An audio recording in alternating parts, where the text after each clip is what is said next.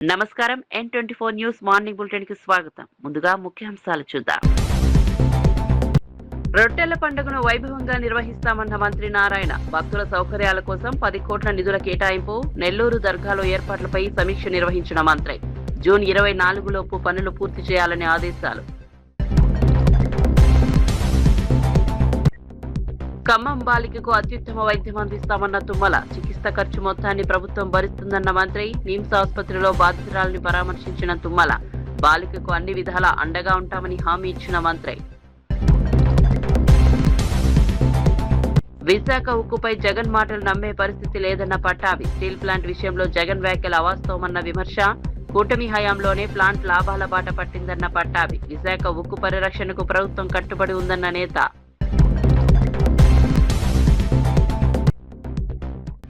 విధ్వంసం విష ప్రచారమే గొడ్డలిపాటి సిద్ధాంతమన్న కూనా రవి. అసత్య ఆరోపణలతో ప్రజలను తప్పుదోవ పట్టిస్తున్నారన్న విమర్శ. అభివృద్ధిపై చర్చించకుండా ఆరోపణలకే పరిమితమన్న కూనా రవి. అసత్య ప్రచారాలను ప్రజలు నమ్మరన్న ప్రభుత్వ విప్.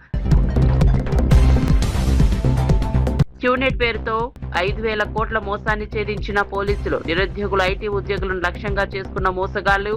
క్యూనెట్ స్కామ్ లో 35గురిని అరెస్ట్ చేసిన సిసిఎస్. కోట్ల లాభాల పేరుతో అమాయకులను మోసం చేసిన ముఠా.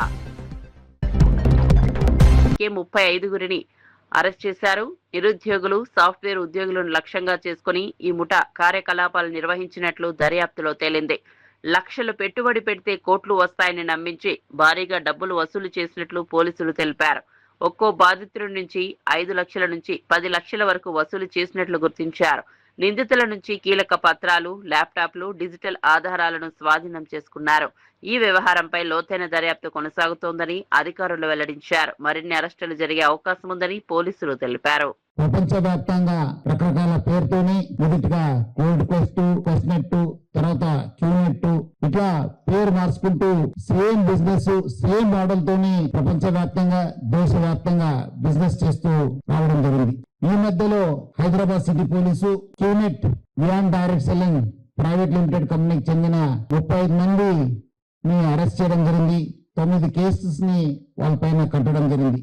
నిఘా పెరగడంతో ఎవరెవరు గోల్డ్ క్వెస్ట్, క్వెస్ట్నెట్, క్యూనెట్ ప్రమోటర్స్ ఎవరున్నారు, ఇంకా మళ్ళీ మన టైం వచ్చింది, మనంలో దిగాలే, కొత్త అవతారతో మనము బిజినెస్ చేయాలని చెప్పి వాళ్ళు మళ్ళీ ఒక ఇగ్నైట్ పేరుతోని ఇండి కనెక్ట్ వెంచర్స్ ప్రైవేట్ లిమిటెడ్ అని చెప్పి ఆర్ఓసి చండీగఢ్ లో వాళ్ళ బిజినెస్ ని మెల్లగా కొన్ని చోట్ల మీటింగ్, కొన్ని చోట్ల జూమ్, కొన్ని చోట్ల వాళ్ళ క్యాండిడేట్స్ ని ఆ ఒక్క విక్టిమ్స్ ఎవరెవరు ఉన్నారు వాళ్ళ దగ్గర పంపించి బిజినెస్ చేయడానికి ప్రయత్నం చేయడం జరిగింది. హైదరాబాద్ సిటీలో ఫస్ట్ ఎఫ్ఐఆర్ కావడం జరిగింది. ఎస్ఆర్ నగర్ లో 5th జూన్ లో, తర్వాత మళ్ళీ 2 ఎఫ్ఐఆర్ కాచిగూడలో, పంజగుట్టలు కూడా అరెస్ట్ కావడం జరిగింది. ఇట్లా 3 కేసు కావడంతో ఇది మళ్ళీ ఏదో ఒక పెద్ద నెట్వర్క్ స్టార్ట్ అయిందని చెప్పి మనము సిసిఎస్ కి ట్రాన్స్ఫర్ చేయడం జరిగింది. కేరళ, వెస్ట్ బెంగాల్, ఢిల్లీ, యూపీలో మనము రేడ్ చేసి పర్సన్స్ ని అరెస్ట్ చేయడం జరిగింది. అతను ఇంకా మనము వాళ్ళు స్టార్ట్ చేసే ముందే అంతే ఆల్మోస్ట్ 18 days లోనే మనము ఖతం చేయడం జరిగింది.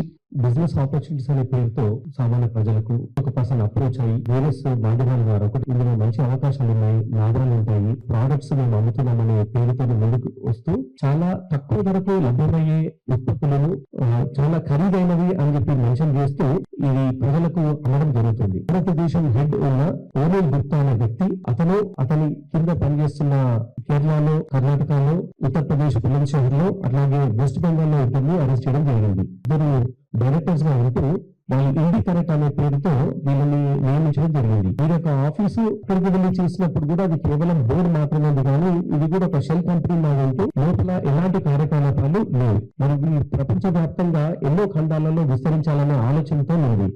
గతంలో జరిగిన క్యూనెట్ మోసాలకు ఇప్పుడు ఇగ్నైట్ కి ప్రధానమైన తేడా ఏంటంటే అది ఆల్రెడీ కొన్ని ఏళ్ల పాటు కొనసాగి కొన్ని వేల కోట్ల రూపాయలు స్కామ్ కి పాల్పడ్డారు. ఇందులో బాధితులు చేయకుండా అలర్ట్ అయ్యి కొంచెం ప్రొయాక్టివ్ మెజర్ గా తీసుకుని ఇన్వాల్వ్ అయిన వ్యక్తులందరినీ అరెస్ట్ చేయడం జరిగింది. తన అరెస్టుపై వస్తున్న వార్తలను మాజీ మంత్రి కారుమూరి నాగేశ్వరరావు తీవ్రంగా ఖండించారు. సోషల్ మీడియా, కొత్త ఛానళ్లలో తప్పుడు ప్రచారం జరుగుతోందని ఆగ్రహం వ్యక్తం చేశారు. తాను ఎక్కడా అరెస్టు కాలేదని, ప్రస్తుతం తణుకులోని తన నివాసంలోనే ఉన్నానని స్పష్టం చేశారు. తనపై వస్తున్న వార్తలు పూర్తిగా అవాస్తవమని పేర్కొన్నారు. నిర్వహించనున్న చంద్రబాబు వెన్నుపోటుకు 2 ఏళ్లు నిరసన కార్యక్రమాన్ని దృష్టిలో పెట్టుకుని కొందరు కావాలనే తప్పుడు ప్రచారాన్ని చేస్తున్నారని ఆరోపించారు. పార్టీ నాయకులు, కార్యకర్తలు, అభిమానులు పెద్ద సంఖ్యలో కార్యక్రమంలో పాల్గొనాలని పిలుపునిచ్చారు. నిరసన కార్యక్రమాన్ని విజయవంతం చేయాలని కోరారు. తప్పుడు ప్రచారాలను నమ్మవద్దని ప్రజలకు విజ్ఞప్తి చేశారు. తణుకు నియోజకవర్గ నాయకులు, కార్యకర్తలు, ప్రజలందరికీ కూడా నమస్కారం. ఇవాళ రేపటి ప్రోగ్రాం ర్యాలీ అందరూ కూడా దీంట్లో పాల్గొని సక్సెస్ చేయాలని, నేను తణుకులోనే ఉన్నాను, తణుకులోనే అన్ని కార్యక్రమాలు చూసుకుంటున్నాను. రేపు అందరం కలిసి ఈ ప్రోగ్రామాన్ని గట్టిగా జయప్రదం చేయాలని చెప్పి మిమ్మల్ని కోరుతున్నాను. కావాలని నన్ను ఏదో అరెస్ట్ చేశారని, అది చేశారని చెప్పి ప్రాపగాండా వాళ్ళ టీవీ రేట్లు పెంచుకోవడానికి ఏదో చేస్తున్నారు. అంచేత అటువంటిది ఏమి లేదు. ఈ ప్రోగ్రాంలో మనం అందరం కూడా కలిసి చేద్దాం. ఈ ప్రభుత్వం ఇట్లాంటి కుట్రలతోటి, కుతంత్రాలతోటి నడుస్తుంది కాబట్టి ఒక బీసీనైనా, ఒక యాదవనైనా నన్ను కావాలని ఇలాంటి అన్నీ కూడా కల్పించి దుష్ప్రచారం చేస్తూ ఉన్నారు. టీడీఆర్ అన్నారు, లేదు. సివిల్ సప్లై అన్నారు, లేదు. కార్జ్ అన్నారు, లేదు. ఏదో ఒక 5 కోట్ల చిల్లర దాన్ని దాని భూతత్వంలో చూపించి ఏదో చేయాలని చూస్తున్నారు. ఎన్ని రకాలు చేసినా, ఏం చేసినా నాకు దేవుడు ఉన్నాడు, మీరున్నారు. ఎవ్వరూ అధైర్యపడవసరం. నేను కలిసే ఉన్నాను. కావాలని కొన్ని ఛానల్స్ నేనేదో అరెస్ట్ చేశారని చెప్పి చూపిస్తా ఉన్నారు. అది నిజం కాదని చెప్పి మీకు తెలియజేస్తా ఉన్నా. ప్రభుత్వ ఎమ్మెల్యే కూన రవికుమార్ వైఎస్ఆర్సీపీపై తీవ్ర విమర్శలు చేశారు. విధ్వంసం, విష ప్రచారం, అసత్య ఆరోపణలే ఆ పార్టీ ప్రధాన సిద్ధాంతమని ఆరోపించారు. ప్రజలను తప్పుదోవ పట్టించేందుకు నిరంతరం తప్పుడు ప్రచారాలు చేస్తున్నారని మండిపడ్డారు.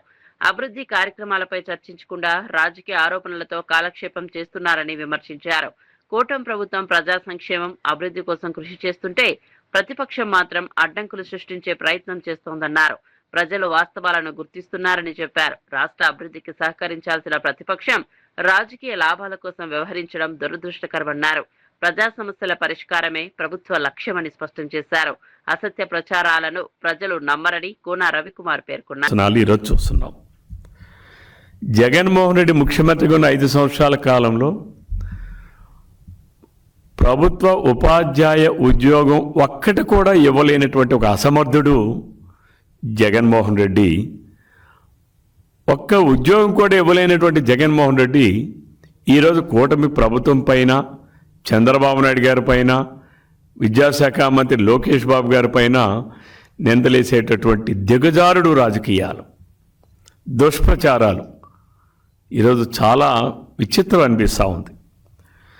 జగన్మోహన్ రెడ్డి ఈ మధ్యకాలంలో మనం చూస్తే, జగన్మోహన్ రెడ్డి తన ఫ్యాక్షన్ కుటుంబ చరిత్ర, 5 ఏళ్ల తుగ్లక్ పాలనలో వైఫల్యాలు మొత్తం ప్రజలకి, ముఖ్యంగా యువతకు ఎక్కడ పూర్తిగా తెలిసిపోతాయనే భయంతో వాటిని డైవర్ట్ చేయడం కోసం మెగా డిఎస్సి 2025 మీద ఎలాంటి ఆధారాలు లేనటువంటి తప్పుడు ప్రచారాలు, డ్రామాలకు తెరలేపాడు.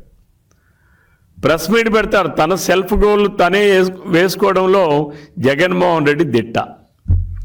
ఆనాడు తాడేపల్లి ప్యాలెస్లో కూర్చొని ఒక ప్రెస్ మీట్ పెట్టి, నా కుటుంబం చాలా పునీతమైనది, నా తాత చాలా పునీతమైన వ్యక్తి, నా తండ్రి చాలా పునీతమైన వ్యక్తి, నేను చాలా అమాయకుడిని అని చెప్పుకొని, ఈ రాష్ట్రంలో ఉన్నటువంటి చంటి పిల్లాడు కూడా జగన్మోహన్ రెడ్డి కుటుంబ చరిత్ర, ఫ్యాక్షన్ చరిత్ర ఏమిటనేది సోషల్ మీడియాలో, పత్రికాముఖంగా, అలాగే అన్ని మీడియాల్లో కూడా ఆ కుటుంబ నేపథ్యం ఏమిటి, ఫ్యాక్షన్ నేపథ్యం ఏంటి, అసలు కుటుంబం ఎక్కడి నుంచి వచ్చింది అనేటటువంటి ఆ ఫ్యాక్షన్ చరిత్ర, నీచ చరిత్ర ఏదైతే ఉందో ప్రజలందరికీ తెలిసినటువంటి సెల్ఫ్ గోల్ వేసుకున్నటువంటి వ్యక్తి జగన్మోహన్ రెడ్డి. రాష్ట్రంలో కూటమి ప్రభుత్వం అధికారంలోకి వచ్చిన రోజు నుంచి ప్రజలు కొట్టినటువంటి దెబ్బకి గుంగిరాలు తిరిగినటువంటి జగన్మోహన్ రెడ్డి మొదటి రోజు నుంచి కూడా నిరుద్యోగుల మీద ఒక కక్ష కట్టి యువతకి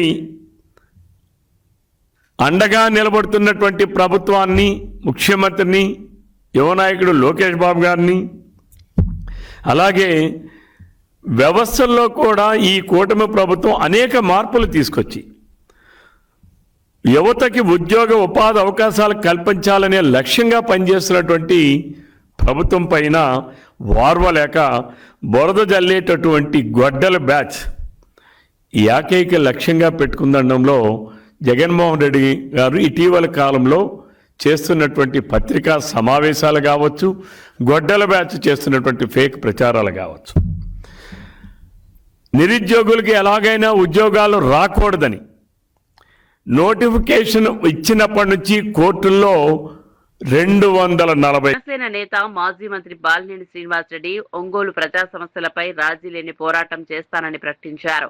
రాజకీయాలకు అతీతంగా ప్రజల సమస్యల పరిష్కారమే తన లక్ష్యమన్నారు.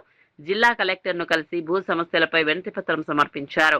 భూములు, ఇళ్ల వ్యవహారాల్లో ప్రజల ఆస్తులకు పూర్తి రక్షణ ఉండాలని కోరారు. తనను 5 సార్లు గెలిపించిన ఒంగోలు ప్రజలకు సేవ చేయడం తన బాధ్యతగా భావిస్తున్నానని చెప్పారు. పదవులు ఉన్నా లేకపోయినా ప్రజల కోసమే పనిచేస్తానని స్పష్టం చేశారు. గ్రీవెన్స్ సెల్ ద్వారా వచ్చే భూ సమస్యల ఫిర్యాదులపై వెంటనే స్పందిస్తామని కలెక్టర్ హామీ ఇచ్చారు. ప్రజలకు ఇబ్బందులు లేకుండా సమస్యలను పరిష్కరించేందుకు చర్యలు తీసుకుంటామని తెలిపారు. ప్రజా సమస్యల పరిష్కారంలో అధికారులు సహకరించాలని బాలినేని కోరారు.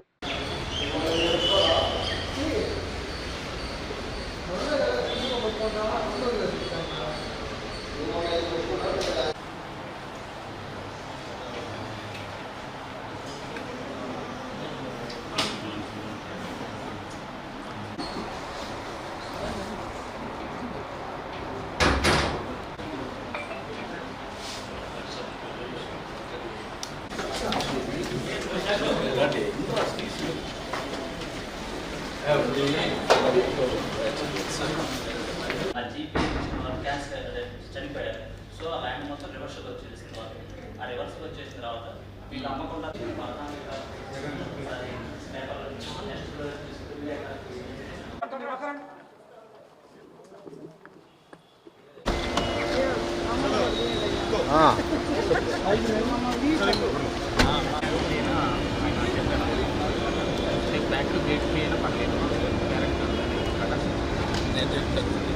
నాకు ఎట్లా ఢిల్లీలో అందరూ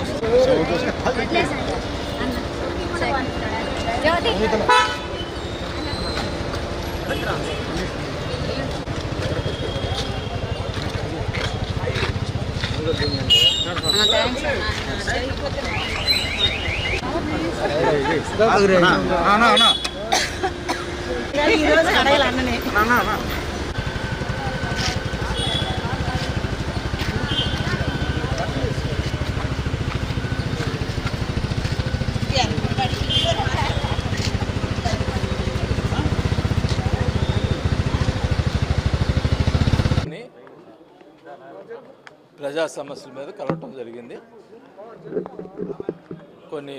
కొన్ని విషయాలు ఆయన దృష్టికి తీసుకొచ్చాను. అది ప్రజల సమస్యలే, మా సొంత సమస్యలు ఏం కాదు. మరి ఆయన తప్పకుండా అన్ని అర్జీలు తీసుకోవడం జరిగింది. అన్నీ కూడా జెన్యున్ విషయాలే, జెన్యున్ చేస్తారని చెప్పాను.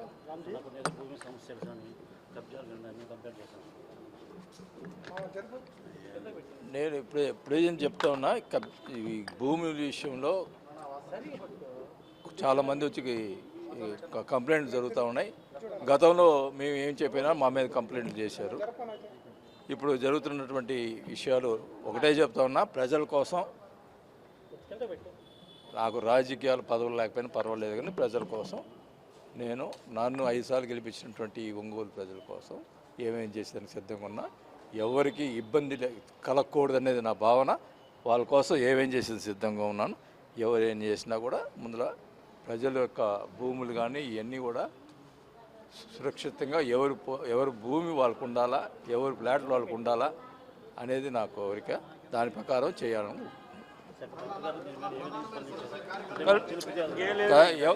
కలెక్టర్ గారు ఏం ప్రాబ్లం వచ్చినా నా గ్రీవెన్స్కి పంపించండి.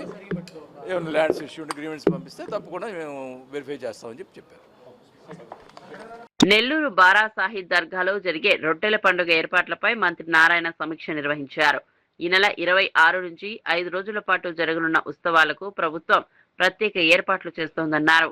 పండుగ నిర్వహణ, భక్తులకు సౌకర్యాల కల్పన కోసం 10 కోట్ల రూపాయలు కేటాయించినట్లు వెల్లడించారు.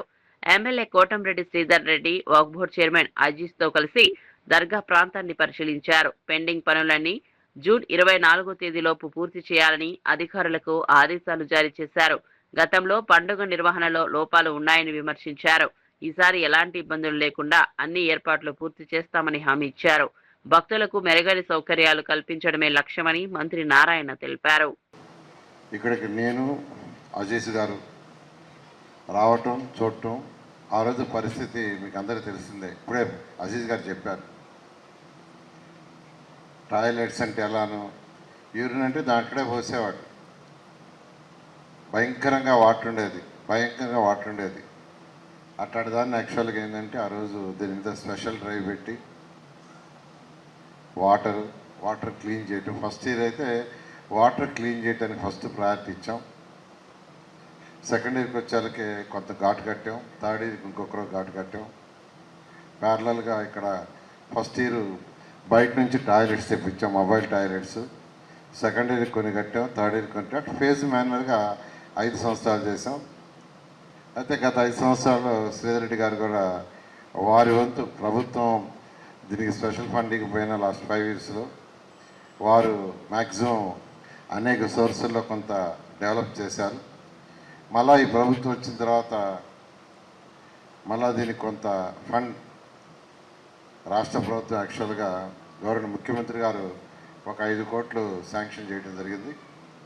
అదే కాకుండా మున్సిపల్ కార్పొరేషను మన వర్క్ బోర్డ్ చైర్మన్ ఆయన డబ్బులు బాగివచ్చు, కానీ మొత్తం మీద ఒక సుమారుగా 10 కోట్లతో దీని వర్క్ను టేకప్ చేసేటట్టుగా మొదలుపెట్టారు. అటు శ్రీధర్ రెడ్డి గారు, ఎమ్మెల్యే గారు, వర్క్ బోర్డ్ చైర్మన్ ఇద్దరు ఆ డిజైన్స్ అన్నీ ఫైనలైజ్ చేసి టెండర్ కూడా పిలిచినట్టున్నారు. దాన్ని వీలైనంత తొందరలో కంప్లీట్ చేయండి. ఎందుకంటే 2014-19 వేసిన కాలమ్స్ అవి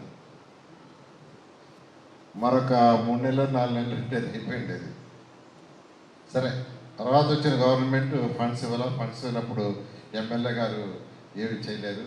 వారి వంతు అందరూ చేయగలరో కొంత డెవలప్మెంట్ చేశారు బాలసాహెబ్ గారు. అయితే రొట్టెల పండుగ అనేది ఒక నెల్లూరు టౌన్కో, నెల్లూరు కార్పొరేషన్కో, కానీ నెల్లూరు జిల్లాకు సంబంధించి కాదు, ఇది రాష్ట్ర పండుగ. ఈ రాష్ట్ర పండుగ కూడా 2014-19లో డిక్లేర్ చేయించాం. 14-19లో గవర్నర్ ముఖ్యమంత్రి గారు కూడా రావడం జరిగింది. ఇది రాష్ట్ర పండుగ. ఇది అనేక రాష్ట్రాల నుంచి ప్రజలు వస్తారు, నెల్లూరు జిల్లానే కాదు, అనేక రాష్ట్రాల నుంచి, పక్క రాష్ట్రాల నుంచి, కర్ణాటక, తమిళనాడు, మహారాష్ట్ర, అక్కడి నుంచి కూడా వస్తారు. అనేక విదేశాల నుంచి కూడా వస్తారు. ఎందుకంటే ఇక్కడ వదిలే రొట్టెలో ఏదైతే రొట్టెని వదులుతారో ఆ రొట్టెని పట్టుకుంటే వాళ్ళు అనుకున్న కోరికలు నెరవేరుతాయి. నమ్మకం లేకుంటే భక్తుల సంఖ్య పెరగదు. వాళ్ళు అనుకున్న కోరికలు జరగకుండా ఉంటే కూడా భక్తుల సంఖ్య పెరగదు. ఫస్ట్ 2014 ఫస్ట్ ఇయర్ చేసినప్పుడు 4 లక్షలు వచ్చారు, 4 లక్షలే. అదే 2019కి వచ్చాకే అది దాదాపు 14 లక్షలైంది. ఇలా 20 పెరుగుతున్నారంటే వారు ఏదైతే ఇక్కడ వచ్చి రొట్టెలు వదలటం, రొట్టెలు పట్టుకోవటంలో వారు ఏదైతే కోరుకుంటున్నారో అవి జరుగుతున్నాయనే దానికి నిదర్శనం అదే. అలాంటి యొక్క పవిత్రమైన స్థలాన్ని ఎంతో డెవలప్ చేయాల్సి ఉంది. ఈరోజు మనకు ఫైనాన్షియల్గా రాష్ట్రం అనేక ఇబ్బందులు ఉన్న గవర్నర్ ముఖ్యమంత్రి గారు దీనికి శాంక్షన్ చేశారు. కొంత వర్క్ బోర్డ్ కొంత ఇస్తుంది, మున్సిపల్ కార్పొరేషన్ కొంత పెడుతుంది. దాంతో అట్లీస్ట్ అజీజ్ గారికి నేను ప్రత్యేకంగా రాజ్యసభకు ఏకగ్రీవంగా ఎన్నికైన టీడీపీ నేతలు చింతకాయల విజయ్, భాష్యం రామకృష్ణ మీడియాతో మాట్లాడారు. మద్యం కుంభకోణంలో చిక్కుకుంటామనే భయంతోనే జగన్ దారి మళ్లింపు రాజకీయాలు చేస్తున్నారని ఆరోపించారు. డిఎస్సీ అంశం, జెన్జెడ్ వ్యాఖ్యలు, ప్రత్యర్థులపై విమర్శలు అన్ని ప్రజల దృష్టి మళ్లించే ప్రయత్నమేనని అన్నారు. మద్యం కుంభకోణం వ్యవహారంలో నిజాలు బయటకు వస్తుండటంతో జగన్ ఆందోళన చెందుతున్నారని విమర్శించారు. ప్రజా సమస్యలపై మాట్లాడాల్సిన ప్రతిపక్ష నాయకుడు వ్యక్తిగత విమర్శలకు పరిమితమవుతున్నారని అన్నారు. రాష్ట్ర అభివృద్ధి, సంక్షేమ కార్యక్రమాలపై చర్చించకుండా వివాదాస్పద వ్యాఖ్యలతో కాలక్షేపం చేస్తున్నారని మండిపడ్డారు. ప్రజలు వాస్తవాలను అర్థం చేసుకుంటారని అన్నారు. రాజకీయ లబ్ధి కోసం చేసే వ్యాఖ్యలను ప్రజలు నమ్మరని టీడీపీ నేతలు స్పష్టం చేశారు. పేపర్ లీక్ అని చెప్పారు. ఇప్పుడు పేపర్ లీక్ ఒక్క సాక్ష్యమైనా నువ్వు చూపెట్టంటే వెంటనే దాన్ని వచ్చి స్కామ్ అంటారు. ఈరోజు దగా అంటున్నారు, మోసం అంటున్నారు, వెన్నుపోటు అంటున్నారు. ఈ పదాలన్నిటికీ కూడా నువ్వు అడ్రస్. కోడి కత్తికి కానీ, గులకరాయికి కానీ, బాబాయ్ గొడ్లకు కానీ ఏదైనా కూడా ప్యాంటు షర్ట్ వేస్తే అది జగన్మోహన్ రెడ్డి గారని ఈ రోజు కింద స్థాయి వరకు ప్రతి ఒక్కరికి తెలుసు. దాన్ని మళ్ళీ కప్పు పెట్టుకోవడానికి ఈరోజు మళ్ళీ కాక్రోచ్, జంజీ, జన్ ఆల్ఫా కొత్త కొత్త వర్డ్స్ అని వాడుతున్నారు. మొన్న ఎలక్షన్స్ అదే జంజీ, అదే జన్ ఆల్ఫా ఎవరైతే ఓటు హక్కు వచ్చిందో వాళ్ళందరినీ కూడా తుడిచిపెట్టేశారు. మిమ్మల్ని 11కి తీసుకొచ్చారు 151 నుంచి. ఈడీ వస్తుందని భయం ఉంది, ఆ భయం వణుకుతుంది, అది వెన్నుముక్కలో వణుకుగా కూర్చుంది. అందుకు కూర్చొని డైవర్సిఫై చేయాలంటే ఏం చేయాలి ఇప్పుడు కూర్చొని, అందుకు ఒక నెరేటివ్ ఇచ్చారు, ఫేక్ నెరేటివ్లో మళ్ళీ కీవర్డ్స్ దగా, మోసం, ఇవన్నీ ఆయన మాట్లాడుతుంటే చాలా నవ్వులాటగా ఉంది. 5 సంవత్సరాల్లో ఒక ఉద్యోగం కూడా ఇవ్వని వ్యక్తి 16,000 ఉద్యోగాలు ప్రకటించి, మెగా డిఎస్సి ప్రకటించి విజయవంతంగా చేశాం. అది కూడా ఎలా, వాళ్ళు 240 కేసులు వేశారు దాని మీద. అవన్నీ క్లియర్ చేసుకొని ఇంత చక్కగా నిర్వహించి 16,000 మంది వాళ్ళందరూ వచ్చి ఫ్యామిలీస్తో సహా వచ్చి ఒక పండగ వాతావరణంలో అవన్నీ సర్టిఫికేట్స్ తీసుకుని వాళ్ళు ఉద్యోగాల్లో చేరి చక్కగా చేస్తున్నారు. అంటే ఆ 16,000 మందిని మళ్ళీ పక్కగా పెట్టి వాళ్ళ భవిష్యత్తుని అంధకారంలో పడేయాలనే ఉద్దేశం ఉంటే ఒకటైనా బయట పెట్టాలి కానీ ఒకటి అడిగితే ఇంకోటి చెబుతున్నారు వాళ్ళు. ఇవంతా డైవర్ట్ చేయడానికి తప్పితే ఇంక వేరే మార్గం కాదు. ఖమ్మంలో దాడికి గురై తీవ్ర గాయాలతో నిమ్స్ ఆసుపత్రిలో చికిత్స పొందుతున్న బాలికను మంత్రి తుమ్మల నాగేశ్వరరావు పరామర్శించారు. బాధితురాలి ఆరోగ్య పరిస్థితిపై వైద్యులను అడిగి తెలుసుకున్నారు. భవనంపై నుంచి తోసేయడంతో బాలిక వెన్నెముకకు తీవ్ర గాయాలయ్యాయని, శరీరంలోని పలు ఎముకలు విరిగిపోయాయని వైద్యులు వివరించారు. ఈ సందర్భంగా మంత్రి మాట్లాడుతూ బాధితురాలికి ప్రభుత్వం తరఫున అత్యుత్తమ వైద్యం అందిస్తామని హామీ ఇచ్చారు. చికిత్స కోసం ఎంత ఖర్చైనా ప్రభుత్వం భరిస్తుందని స్పష్టం చేశారు. బాలిక పూర్తిగా కోలుకునేందుకు 3 నెలల వరకు సమయం పట్టే అవకాశం ఉందన్నారు. కుటుంబ సభ్యులకు ధైర్యం చెప్పారు. బాధితురాలికి అన్ని విధాలా అండగా ఉంటామని తెలిపారు. ఈ ఘటనపై ప్రభుత్వం అత్యంత సీరియస్ గా వ్యవహరిస్తోందని మంత్రి పేర్కొన్నారు. తేజస్వి సంఘటన చాలా దురదృష్టకరం. ఒక మానవ మృగం లాంటి ఒక మనిషి చేసినటువంటి దురాఘాతం. ఆయన చేసిన చర్య చాలా దుర్మార్గమైన చర్యతోటి పాటు పాపని కూడా ఈ రకంగా ఒక భవనం మీద నుంచి కింద పడేయటం మూలన అనేక రకమైన ఫ్రాక్చర్స్ జరిగినాయి. చేతులు కానీ, రిప్స్ కానీ, ఎన్నుపూస కూడా దెబ్బతిందని చెప్పి డైరెక్టర్ గారు అట్మోస్ట్ ఎంత వీలైతే అంత మంచి వైద్యాన్ని అందించడానికి ప్రయత్నం చేస్తున్నాం. ఉమెన్ వెల్ఫేర్ డిపార్ట్మెంటు వాళ్ళ పేరెంట్స్కి కూడా కావాల్సినటువంటి సౌకర్యాలతో పాటు డైరెక్టర్ గారు కూడా ఆ కుటుంబానికి ఏం కావాలి ఏంటి, వైద్యం ఎంత పెద్ద మొత్తంలో ఖర్చు అయినా కూడా ఆ పాపను రక్షించడానికి ప్రయత్నం చేస్తున్నాం. కానీ టైం తీసుకుంటుంది, ఎన్నుపూస దెబ్బతిన్నది కాబట్టి 2-3 నెలల దాకా కూడా సమయం తీసుకునే అవకాశం ఉంది. దాన్ని బట్టి వైద్యం మాత్రం ఎంత వీలైతే అంత మంచిగా డైరెక్టర్ గారు అందరినీ స్పెషలిస్టులతోటి వైద్యం జరుగుతూ ఉంది. భగవంతుడి దయ వల్ల ఆ పాప కోలుకోవాలని కోరుకుంటున్నాం. Thank you. రాజమండ్రిలో 100 కోట్ల రూపాయల పెట్టుబడితో ఏర్పాటవుతున్న జార్విస్ ఏవియేషన్ అకాడమీ మరో 5 నుంచి 6 నెలల్లో కార్యకలాపాలు ప్రారంభించనున్నట్లు బీజేపీ ఎంపీ పురంధేశ్వరి తెలిపారు. అకాడమీ నిర్మాణానికి శంకుస్థాపన చేసిన ఆమె ఈ ప్రాజెక్ట్ ప్రాంతీయ యువతకు కొత్త అవకాశాలు తెస్తుందని పేర్కొన్నారు. విమానయాన రంగంలో నైపుణ్య శిక్షణ అందించడమే లక్ష్యమన్నారు. Jarvis aviation academy CEO Phanindra మాట్లాడుతూ దశల వారీగా ప్రతి ఏడాది 500 మందికి శిక్షణ ఇవ్వనున్నట్లు తెలిపారు. ఈ సంస్థ ద్వారా ఉపాధి అవకాశాలు కూడా పెరుగుతాయని వివరించారు. స్థానిక ప్రజా ప్రతినిధులు, విమానయాన రంగ నిపుణులు కార్యక్రమంలో పాల్గొన్నారు.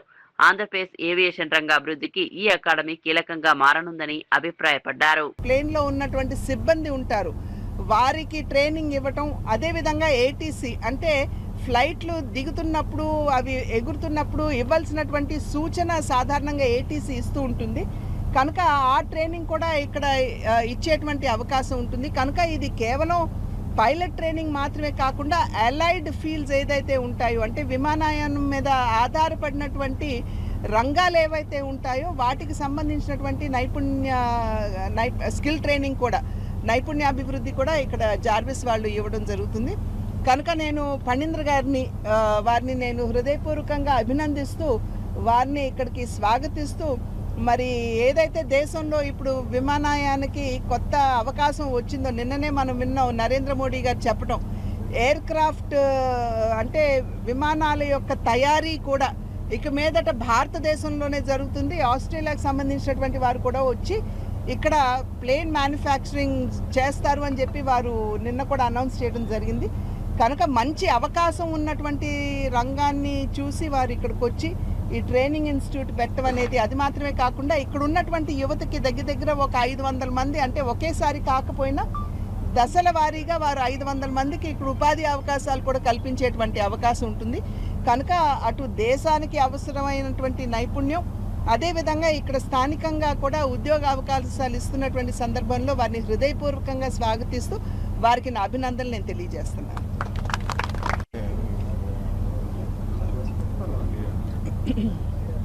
ఒకసారి చెప్పండి, ఎండి గారు ఒక మాట మాట్లాడతారు. ఉండండి, ఇవి అటు పెడితే బెటర్ కదా.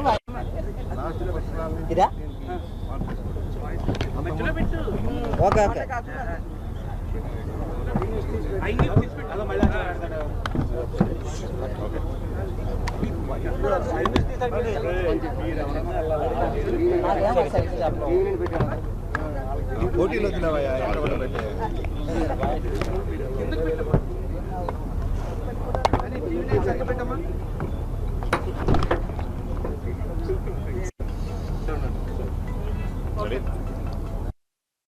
ఈ కార్యక్రమానికి ముఖ్య అతిథిగా వచ్చిన ఎంపీ గారికి, పురంధేశ్వరి గారికి, మన రాజానగర్ ఎమ్మెల్యే బత్తుల బలరామకృష్ణ గారికి, బుచ్చయ్య చౌదరి గారికి ఎమ్మెల్యే గారు, సోము వీర్రాజు గారికి, బొడ్డు వెంకటరామ చౌదరి గారికి, రుడా చైర్మన్ గారికి అందరికీ ధన్యవాదాలండి.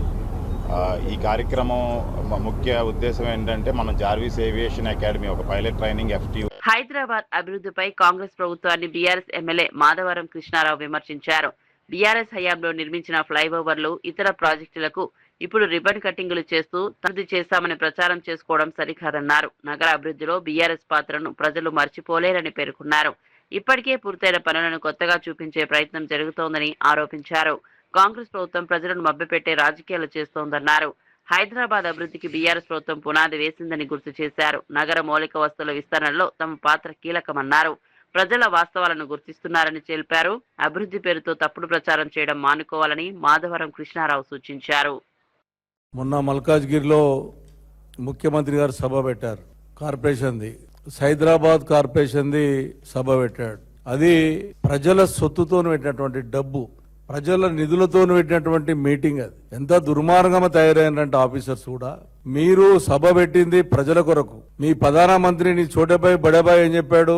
ఖర్చులు తగ్గించుకోండి అని చెప్పాడు, బండ్లు తగ్గించుకోమని చెప్పాడు. మీరు మా జిహెచ్ఎంసీకి మాకున్నటువంటి నిధుల ద్వారా డబ్బులు కోట్లాది రూపాయలు పెట్టి 2 మీటింగులు పెట్టి మా మహిళా సోదరులు ఆర్పీలు అని ఉంటారు మా దగ్గర, మీకు చాలా మందికి ఐడియా ఉంది. ఆర్పీలు అని ఉంటారు పొదుపు సంఘాలకు.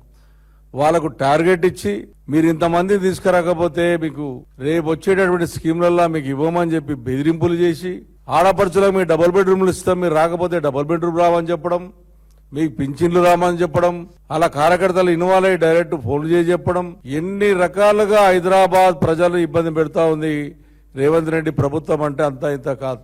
దాని మీద స్టేట్ మీద చూస్తే మొత్తం కాంగ్రెస్ పార్టీ నాయకులు, మరి ఇలా ఐఏఎస్లు IPSలు, మీరు కమ్యూనిస్టర్లు ఉన్నారు, ప్రోటోకాల్ మెయింటైన్ చేసేటటువంటి ఆలోచన జ్ఞానం మీకు లేదా అని నేను ఆఫీసర్ని అడుగుతా ఉన్నాను.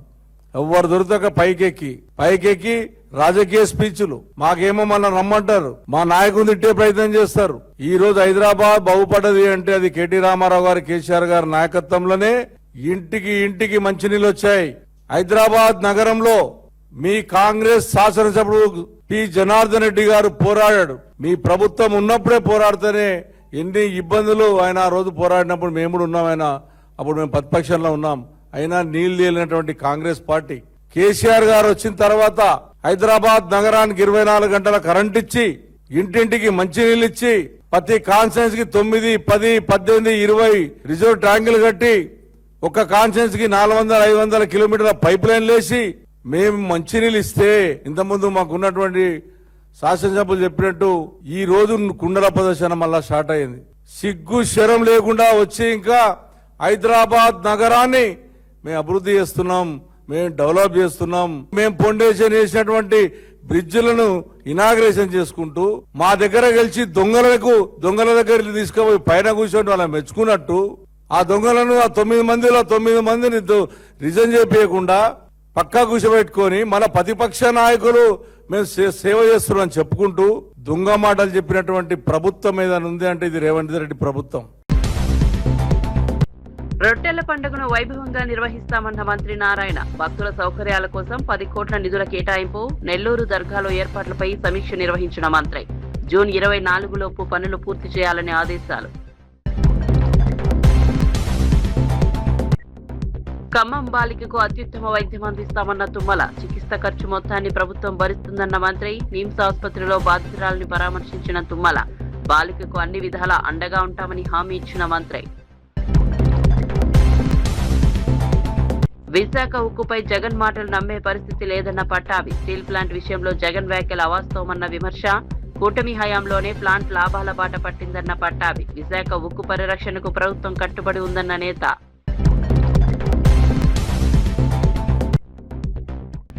విధ్వంసం విష ప్రచారమే గొడ్డలిపాటి సిద్ధాంతమన్న కూనా రవి. అసత్య ఆరోపణలతో ప్రజలను తప్పుదోవ పట్టిస్తున్నారన్న విమర్శ. అభివృద్ధిపై చర్చించకుండా ఆరోపణలకే పరిమితమన్న కూనా రవి. అసత్య ప్రచారాలను ప్రజలు నమ్మరన్న ప్రభుత్వ విప్.